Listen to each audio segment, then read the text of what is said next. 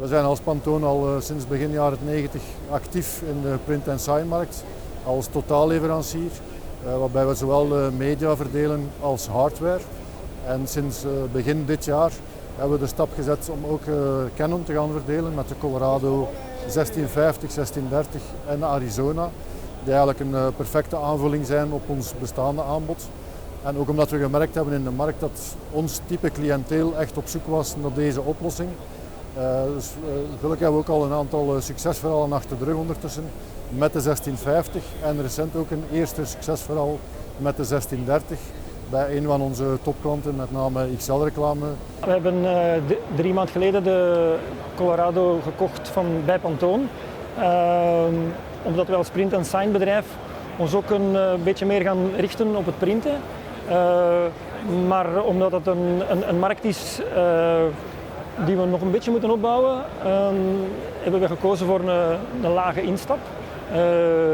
Maar toch een toestel met heel veel mogelijkheden. Ik was al heel lang fan van het toestel en we zijn uiteindelijk overstag gegaan bij de mogelijkheden van mat en blinkend printen. Vind ik hele leuke. En ja, de snelheid, de productiesnelheid is gewoon verbazend goed. Snel, maar ook nog mooi, goede print. En dat is voor mij redelijk belangrijk, dat we geen vierkante meter verkopen, maar dat we kwaliteit verkopen, maar dat het ook nog aan een mooie snelheid kan. Heel belangrijk zijn ook het soort producten die je er ook kan printen. Het is heel breed. We kunnen heel breed gaan. De klant vraagt ook steeds meer speciale dingen. En ik ben er ook van overtuigd dat we enkel het verschil gaan kunnen maken, niet op prijs, maar op kwaliteit en op origineel zijn en op creatief zijn. Ik denk dat we met de Colorado daar echt mooie stappen hebben gezet om meerdere producten te kunnen aanbieden. Zeer mooi geprint. Je kan eigenlijk van een heel eenvoudig posterpapier een luxe poster maken bijvoorbeeld. En ja, dat is geweldig. En er zijn nog heel veel mogelijkheden.